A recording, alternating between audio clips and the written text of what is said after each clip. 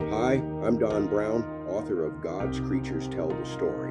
In this episode, Penny and the team follow one of the Bible's longest and most layered stories, a young man who went from his father's favorite to a slave, from a prisoner to the second most powerful man in the world.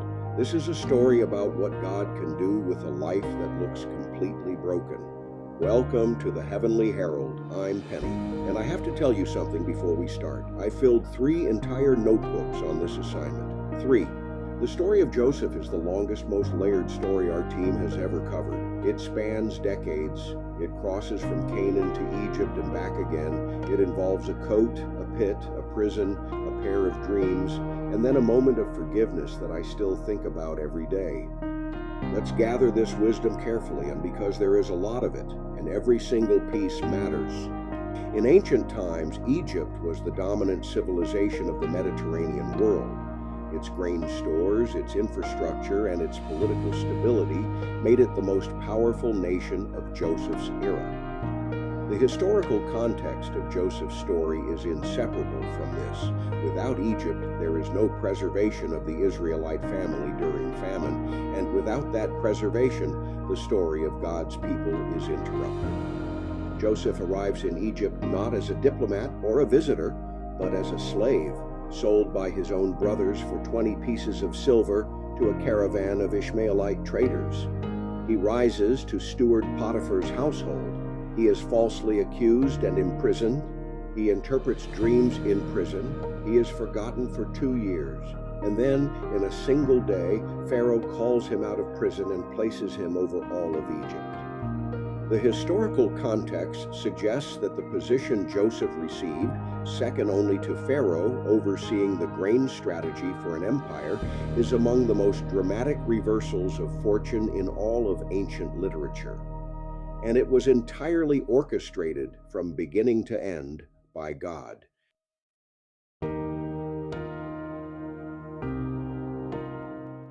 I want to say something I don't say very often. This assignment was hard to watch. Joseph's brothers hated him because their father loved him most. And one day when Joseph came out to the fields to check on them, they threw him in a pit and then sold him to slave traders. And then they took his coat, dipped it in goat's blood, and brought it back to their father and let him believe his son was dead.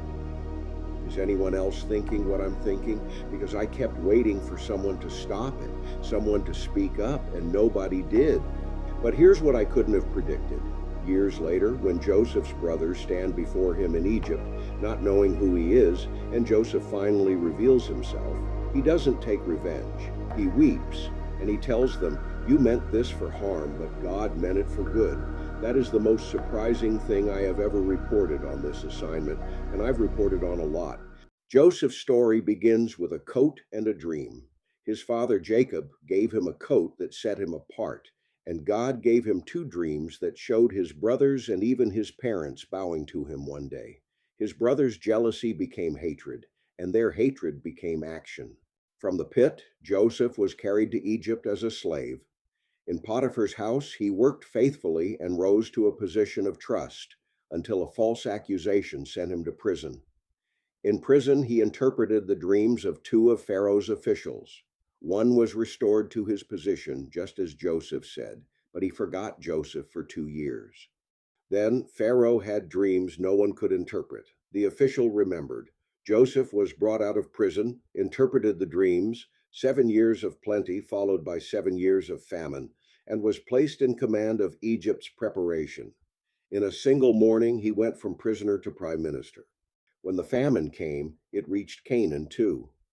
Joseph's brothers traveled to Egypt for grain and stood before their brother without knowing him. Joseph tested them twice. Then he could hold back no longer. He cleared the room, and in front of no one but his brothers, he wept and said, "I am Joseph. I am."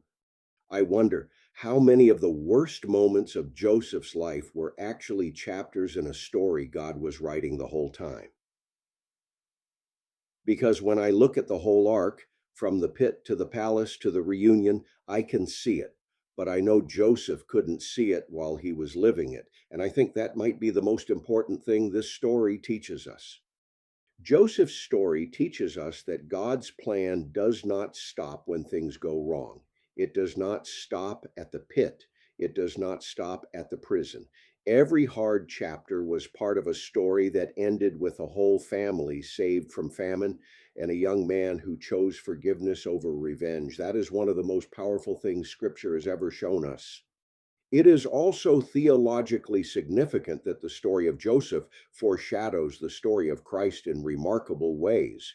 The beloved Son, rejected by his own, who becomes the means of salvation for many. The parallels are not accidental. You meant it for harm, but God meant it for good. I have been thinking about those words since the moment I heard them.